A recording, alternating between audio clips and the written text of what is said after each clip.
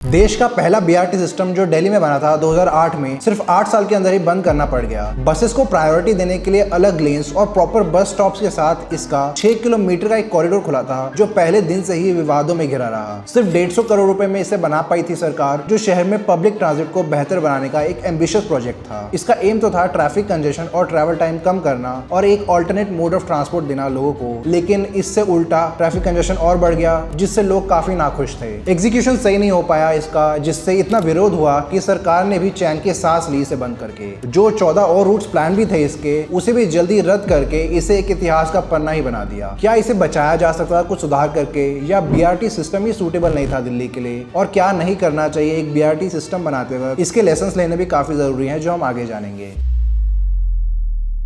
Buses ज्यादा sustainable, user friendly और cost effective होती हैं, ये तो हम काफी टाइम से जानते हैं। डिमांड भी इसकी काफी रहती है, जो एक बड़ा पार्ट बनाता है पब्लिक ट्रांसपोर्ट सिस्टम का। लाखों करोड़ों लोगों के लिए पब्लिक ट्रांसपोर्ट ही एक महत्वपूर्ण जरिया होता है एजुकेशन, एम्प्लॉयमेंट और पब्लिक सर्विसेज पाने के लिए, खासकर जब इन्हें पैदल या साइकिल से नहीं एक्सेस किया जा सकता। वैसे तो बसेस कई दशकों से चल रही है दिल्ली में, लेकिन अर्ली 1990s और 2000s में पॉपुलेशन और ट्रैफिक दोनों स्पीड से ही बढ़ रहे थे, जिसे एड्रेस करने की जरूरत महसूस होने लगी दिल्ली गवर्नमेंट को। तब किलर ब्लू लाइन बसेस भी काफी अनपॉपुलर थी, जो लोगों को पब्लिक ट्रांजिट से दूर ले जा रही थी। ब्लू लाइन बसेस को दिल्ली में पहली बार 1992 में इंट्रोड्यूस किया गया था, जब दिल्ली ट्रांसपोर्ट कॉर्पोरेशन डीटीसी के कर्मचारी एकदम से स्ट्राइक पर चले गए थे सैलरी के इशू को लेकर। तो स्टेट ने बड़ी मात्रा में परमिट्स देने शुरू कर दिए प्राइवेट ऑपरेटर्स को, जो बस चलाना चाहते थे दिल्ली में। जल्द ही सड़कें भर गई थी इन लाल रंग की बसेस से, यात्रियों को राहत देते हुए। इन्हें इसलिए रेड लाइंस कहा जाने लगा। स्ट्राइक खत्म होने के बाद भी सरकार उन्हें परमिट्स देती गई अपनी बसेस चलाने के लिए, ताकि डीटीसी पर प्रेशर थोड़ा कम हो। सरकार की तरफ से कोई डायरेक्ट कंट्रोल ना होने से ऑपरेटर्स अपनी मर्जी से ऑपरेट करने लगे। सिर्फ पॉपुलर रूट्स और पॉपुलर टाइम्स पर चलाते ये बसेस। दोपहर और शाम को जब पैसेंजर्स कम होते तो बसेस ही नहीं चलाते। ज्यादा राउंड्स मतलब ज्यादा टिकट्स और प्रॉफिट, जिससे कंपटीशन बढ़ गया इन रूट्स में, और ड्राइवर्स ओवर स्पीडिंग और रैश ड्राइविंग करने लगे, जिससे फेटल एक्सीडेंट्स में उछाल देखा गया। हर रोज 8 से 10 लोगों की जाने जाने लगी और इन्हें किलर का टैग दे दिया गया। काफी विरोध हुआ और शोर मचाया लोगों ने, तो दिल्ली गवर्नमेंट ने बसेस का कलर बदल दिया रेड से ब्लू। कलर बदलने से कुछ नहीं बदला और फिर से इन बसेस ने अपना आतंक फैलाना शुरू कर दिया। ये ब्लू लाइंस लगभग 120 लोगों की जानें लेती थी हर साल। कई बार विरोध हुआ और गवर्नमेंट ने इन्हें फेज आउट करने का वादा किया, लेकिन ये फाइनली होना शुरू हुआ 2008 के बाद, जब नई लो फ्लोर बसेस आई डीटीसी की। कॉमनवेल्थ गेम्स जो 2010 में हुई, उनके लिए पूरी फ्लीट अपग्रेड की जानी थी, इसलिए इन्हें फेज आउट किया जाने लगा। ये पहले इसलिए नहीं कर पाई दिल्ली गवर्नमेंट, क्योंकि उनके पास एनफ बसेस नहीं थी। सिर्फ 2800 डीटीसी बसेस थी और 3600 ब्लू लाइन, जिस पर 40 लाख लोग निर्भर रहते थे। ब्लू लाइन को रिप्लेस करने के लिए नई बसेस चाहिए थी उनको, जो उनके पास नहीं थी। नई लो फ्लोर बसेस को ऑर्डर करना, डिपोज बनाना और नए ड्राइवर्स को हायर करना अपने आप में एक बड़ा चैलेंज साबित हुआ। 4 साल लगे ब्लू लाइन को पूरी तरह से सड़कों से हटाने में। जून 2012 तक जब ब्लू लाइन बसेस अपना कहर ढा रही थी दिल्ली में, तब सरकार ने कई दूसरे ट्रांजिट प्रोजेक्ट्स को भी इंप्लीमेंट करना शुरू किया। दिल्ली मेट्रो तो एक पॉपुलर प्रोजेक्ट है, जो इसी टाइम खुला था 2002 में। तभी बीआरटी को भी डेवलप किया जाने लगा दिल्ली के सदर्न साइड में। 54 लाख व्हीकल्स रजिस्टर थी तब दिल्ली में, और तेजी से बढ़ रही थी। इनमें हर टाइप के व्हीकल शामिल है, 2 व्हीलर्स भी। आज भी इधर किसी भी और शहर से ज्यादा व्हीकल्स रजिस्टर्ड हैं। ये भी एक इंटरेस्टिंग टॉपिक है, जिस पर हमने विस्तार से बात की है इस वीडियो में। देखने के लिए आई बटन पर क्लिक करें। तो प्राइवेट व्हीकल्स के बढ़ने से टोटल ट्रिप्स का 46% पब्लिक ट्रांजिट से पूरा किया जा रहा था, और वो तेजी से गिर रहा था। तो इस ट्रेंड को रिवर्स करने के लिए बीआरटी को बनाने का निर्णय लिया। बीआरटी सिस्टम में बसेस को प्रायोरिटी दी जाती है, जैसे डेडिकेटेड बस लेन्स लगाकर, जहां कोई दूसरी गाड़ी नहीं आ सकती। प्रायोरिटी ट्रैफिक सिग्नल्स इस्तेमाल करके, जिससे रेड लाइट्स में बसेस को ज्यादा इंतजार ना करना पड़े। लेवल बोर्डिंग, बेहतर टिकटिंग और फैला हुआ नेटवर्क भी कुछ फीचर्स होते हैं इसके। कई कंट्रीज में ये एक पॉपुलर मोड ऑफ ट्रांसपोर्ट रहा है, जैसे ब्राजील, कोलंबिया, इंडोनेशिया, मेक्सिको वगैरह में। दुनिया का पहला बीआरटी रनकॉन इंग्लैंड में बनाया गया था 1971 में, जिसके बाद दुनिया भर में इसे अपनाया गया, लेकिन ये सबसे पॉपुलर हुआ साउथ अमेरिकन सिटीज में। ब्राजील की कुरिटिबा सिटी में इसे बड़े तौर पर पहली बार इस्तेमाल किया गया था। इसका रीजन था कि ये मेट्रोज और ट्रैम से सस्ता पड़ता है और जल्दी भी बनाया जा सकता है। इसी को देखते हुए दिल्ली बीआरटी भी बना। अंबेडकर नगर से मूलचंद के बीच ये 6 किलोमीटर लंबा रूट पहला रूट था। ये देश का पहला बीआरटी सिस्टम भी बना, जिसे तब की सीएम शीला दीक्षित ने इनॉग्रेट किया अप्रैल 2008 में। इसमें एलिवेटेड प्लेटफॉर्म्स बनाए गए लेवल बोर्डिंग के लिए, प्रॉपर शेल्टर और सीटिंग के साथ। बस इसमें जीपीएस लगाया और फ्रीक्वेंसी ज्यादा रखी गई, खासकर पीक आवर्स में। लेकिन खुलते ही कई दिक्कतें आना भी शुरू हो गई। इसमें 12,000 लोग इसे इस्तेमाल करने लगे, लेकिन फिर भी ट्रैफिक बढ़ गया जब दूसरी व्हीकल्स की 2 लेन्स कम हो गई। बीआरटी ज्यादा लोगों को मूव कर पा रही थी पीक आवर्स में, और बस यूजर्स भी इससे खुश थे। फिर लोगों ने बीआरटी लेन्स में अपनी गाड़ियां घुसानी शुरू कर दी, जिससे वो लेन्स भी कंजेस्टेड होने लग गई। लॉज का इन्फोर्समेंट भी सही नहीं था, जिससे बसेस भी ट्रैफिक में फंसने लगी। कुछ और दिक्कतें भी आई, जैसे बसेस खराब होती तो पूरी लेन ब्लॉक हो जाती, और ट्रैफिक लाइट्स भी कभी कभी काम करना बंद कर देती, जिससे पूरा सिस्टम खराब हो जाता। बीआरटी लेन्स रोड के बीच में होने से भी यात्री कहीं से भी रोड क्रॉस कर लेते, जिससे बाकी पहले से कंजेस्टेड लेन्स और भी स्लो हो गई। और क्योंकि ये सिर्फ एक छोटा सा रूट था, इसलिए राइडरशिप भी अपनी फुल कैपेसिटी पर नहीं पहुंच पाई कभी। प्राइवेट व्हीकल्स ओनर्स ने प्रोटेस्ट और केसेस भी कर दिए इसे बंद करने के लिए। 2012 में 9 महीने लंबा केस चला दिल्ली हाई कोर्ट में, जिसने पहले प्राइवेट व्हीकल्स को तो अलाउ कर दिया था बस लेन्स में। फिर दिल्ली गवर्नमेंट ने सुप्रीम कोर्ट में अपील किया इसके खिलाफ, लेकिन वो ना सफल रहे। बाद में हाई कोर्ट ने बीआरटी के फेवर में ही डिसीजन दिया, कहते हुए कि एक डेवलप्ड कंट्री वो नहीं है जहाँ गरीब लोग गाड़ी से ट्रैवल करते हैं, बल्कि वो जिसमें अमीर लोग भी पब्लिक ट्रांसपोर्ट का इस्तेमाल करते हैं। मगर इस डिसीजन के बाद भी लोगों का मन नहीं बदला, काफी असंतोष था उनमें। लाइन को ऑपरेट करने में भी दिक्कतें आ रही थी, तो फाइनली सरकार ने इसे हटाने का डिसाइड किया 2016 में, खुलने के 8 साल बाद। बीआरटी लेन्स को सारे ट्रैफिक के लिए खोल दिया गया तब, और अपना फोकस उन्होंने दूसरे ट्रांसपोर्ट में लगाया, जैसे दिल्ली मेट्रो को एक्सपैंड करना। और बाद में फिर बीआरटी लेन्स को पूरी तरह से डिसमेंटल कर दिया गया। बाकी 14 बीआरटी कॉरिडोर जो सोचे हुए थे गवर्नमेंट ने, वो कभी भी इंप्लीमेंट नहीं कर पाए।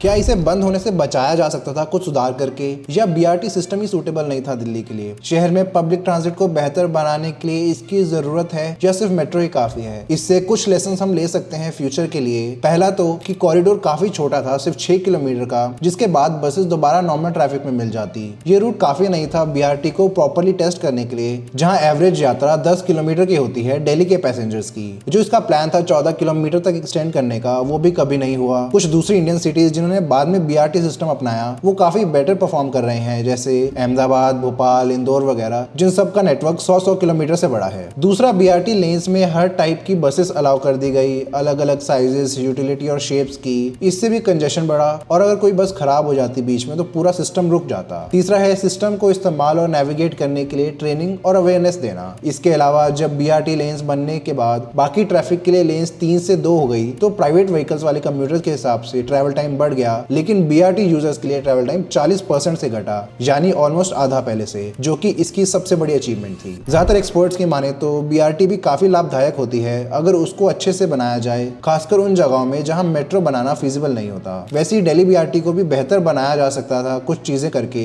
जैसे स्ट्रिक्ट एनफोर्समेंट करना ताकि बस लेन में कोई और दूसरी व्हीकल ना आ सके, प्लानिंग और इम्प्लीमेंटेशन में ज्यादा ध्यान देना ताकि कवरेज अच्छी रहे और दूसरे मोड से भी बेहतर इंटीग्रेशन हो, पब्लिक अवेयरनेस फैलाना और लोगों के कंसर्न्स को सुनकर इंप्रूवमेंट्स करना, क्योंकि एंड में तो इसे लोगों के लिए बनाया जा रहा है, तो उनकी सपोर्ट बहुत जरूरी होती है। इसमें लेन्स, सिग्नल्स, बसेस और स्टॉप्स की मेंटेनेंस चलती रहनी चाहिए ताकि डिलेज ना हो, नहीं तो यात्री इसे बड़े स्तर पर इस्तेमाल नहीं करेंगे कभी। जो भी सक्सेसफुल बीआरटी सिस्टम है दुनिया भर में, उनमें इन्हीं चीजों का खासा ध्यान रखा जाता है ताकि यात्रियों को हाई क्वालिटी, कन्वीनियंट और कॉस्ट इफेक्टिव बस सिस्टम मिले। रोड के सेंटर में डेडिकेटेड लेन, स्टॉप्स जहां लेवल बोर्डिंग हो, फ्रीक्वेंट सर्विस के साथ पेडेस्ट्रियन फ्रेंडली इंफ्रास्ट्रक्चर भी होता है। हर राइडर के लिए आसान बनाया जाता है इसे इस्तेमाल करना, खासकर बच्चों, बुजुर्गों और विकलांगों के लिए। लेकिन ये चीज वो दिल्ली में अच्छे से अमल नहीं कर पाए। एट ग्रेड बोर्डिंग नहीं थी, अलग अलग प्रकार की बसेस होने की वजह से रोड क्रॉस करना भी एक चैलेंज था और मेंटेनेंस भी कम थी। हालांकि दिल्ली बीआरटी को बनाने में मेट्रो से 15 गुना कम पैसे लगे थे, 25 करोड़ रुपए हर किलोमीटर के लिए, जहां मेट्रो में 300 से 500 करोड़ रुपए लगते हैं। मगर एक्सेसिबिलिटी में वो चूक गए बीआरटी में। दिल्ली मेट्रो एक बेहतरीन ट्रांजिट सिस्टम उभर के आया है जो वर्ल्ड क्लास है, जिसमें हर रोज 50 लाख लोग ट्रैवल करते हैं। लेकिन बसेस को इस्तेमाल करने वाले भी लोग सिमिलर हैं दिल्ली में 40 लाख लोग, जिनको अच्छी सर्विसेज नहीं दी जाती। उन्हें बसेस रोड के बीच में जाकर अपनी जान से खेल कर पकड़नी पड़ती हैं, और एक बार अंदर घुस गए तो इतनी अच्छी सर्विसेज भी नहीं है। दुनिया के कुछ शहरों के बीआरटी सिस्टम्स जैसे इस्तांबुल, मेक्सिको सिटी और बोगोटा के काफी तेज और सस्ते हैं रेल ट्रांसपोर्ट से भी। लाखों लोग इसका इस्तेमाल करते हैं हर रोज। दिल्ली बीआरटी में बस लेन्स थी 3.3 मीटर चौड़ी और रेगुलर ट्रैफिक के लिए 2 लेन्स 6.75 मीटर दोनों साइड। नॉन मोटराइज्ड व्हीकल्स जैसे साइकिल्स, रिक्शा और पैदल यात्रियों के लिए भी सेपरेट लेन्स बनाई गई थी। बस स्टॉप्स में इंफॉर्मेशन डिस्प्लेस लगाए गए थे, और जब नई लो फ्लोर बसेस आई तो उन्हें भी यहाँ चलाया गया। रूट नंबर 419, 423, 521 और 522 में जीपीएस ट्रैकिंग भी लगाई गई थी। थी। इन जीपीएस की मदद से ही वो रियल टाइम इंफॉर्मेशन दे पाते लोगों को वेटिंग टाइम कम करने के लिए। दिल्ली अर्बन डिजाइन में एक चीज जिस पर और काम किया जा सकता है वो है कार्स पर थोड़ा कम फोकस करना। इंड्यूस डिमांड के हिसाब से जैसे ही रोड्स बढ़ेगी वैसे ही ट्रैफिक भी बढ़ेगा सिटी में। दिल्ली में लंबी जर्नीज को कम करने के लिए घर, मार्केट्स और ऑफिसेज पास पास बनाने चाहिए। साथ ही वॉकिंग और साइकिलिंग इंफ्रास्ट्रक्चर को भी बेहतर बनाना चाहिए जिससे छोटे डिस्टेंसेस के लिए लोग इन्हीं का इस्तेमाल करें, ना कि कार या बाइक का। पब्लिक ट्रांसपोर्ट को बेहतर बनाने के लिए मेट्रो और बीआरटीज एक अच्छा सोल्यूशन है। जहां मेट्रो बढ़िया रहती है लॉन्ग जर्नीज के लिए, वहीं बीआरटी बेहतर है छोटे और मीडियम डिस्टेंसेस के लिए। अहमदाबाद, सूरत, इंदौर और भोपाल जैसी सिटीज बीआरटी सिस्टम को बेहतर तरीके से अमल कर पाई हैं अपनी लोकल नीड्स के हिसाब से। इंदौर ने अपना सिस्टम 2013 में लॉन्च किया था 11.5 किलोमीटर लंबे रूट से, वो भी 7 साल के ट्रायल्स और पब्लिक ऑपोजिशन के बाद। तब से उनकी आईबस ने 700% से ज्यादा बढ़ोतरी देखी है राइडरशिप में, जिससे आज ये देश में सबसे ज्यादा रेवेन्यू कमाने वाली बीआरटी बन गई पर किलोमीटर के हिसाब से। ये कॉरिडोर शहर की सबसे बिजी रोड पर बनाया गया। इसके बावजूद इधर दिल्ली जितना कंजेशन और बैकलैश कभी नहीं देखने को मिला। आईबस की फ्रीक्वेंसी भी ज्यादा रखी थी उन्होंने, जब पैसेंजर्स भी कम हो तब भी, और किराया भी कम रखा था, सिर्फ 5 रुपए। इससे भी उसका इस्तेमाल बढ़ा। उनकी कम्युनिकेशन स्ट्रेटेजी भी टॉप नॉच थी, जिसमें उन्होंने बीआरटी के सारे पॉजिटिव्स अच्छे से समझाए लोगों को और फ्री ट्रायल्स दिए उन्हें अवेयरनेस कैंपेन्स के अंतर्गत। हालांकि इंदौर काफी छोटी सिटी है दिल्ली से, लेकिन फिर भी बहुत कुछ सीखा जा सकता है उनके आईबस के इम्प्लीमेंटेशन और ऑपरेशन से। दिल्ली में बीआरटी के फेलियर के बाद गवर्नमेंट ने ट्रॉली बस इंट्रोड्यूस करना भी सोचा। चांदनी चौक में 2 रूट्स, एक 7 किलोमीटर लंबा और दूसरा 5 किलोमीटर का। राजघाट, जामा मस्जिद, चावड़ी बाजार, red fort, old Delhi railway station वगैरह सब कवर करते हुए parking lots, markets, tourist attractions, railway और मेट्रो स्टेशन को कनेक्ट करता आपस में, प्राइवेट कार्स को कम करते हुए और पैदल यात्रियों को और फायदा पहुंचाते हुए। लेकिन अभी इसको अप्रूवल नहीं मिला। ऐसे यूनिक पब्लिक ट्रांजिट प्रोजेक्ट्स के बारे में और जानने के लिए हमें सब्सक्राइब करें और दिल्ली एनसीआर का पूरा ट्रांजिट मैप जो हमने बनाया है उसे पाने के लिए स्क्रीन पर दिए गए कार्ड पर क्लिक करें। धन्यवाद।